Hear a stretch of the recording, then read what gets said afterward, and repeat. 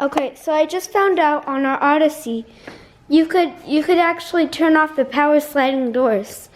So let's walk around the car. So you open the driver door, obviously. Go over here, right here. And then this switch right here. Come on, camera. Alright, my camera doesn't want to show it. Can you please? Okay, it just says on here.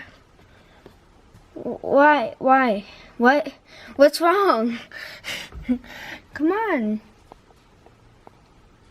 Alright, so I know you can't see it, but this is the EXL model. It has power sliding doors. You can kind of see it like this.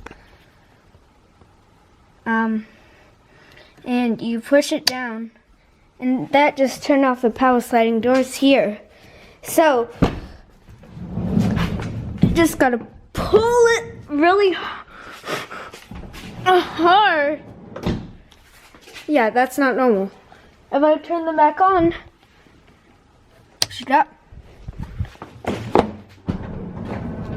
It's easy. I don't know why Honda added this, just to like save power or something. But like, it's a feature. It also works on the other door. Yeah.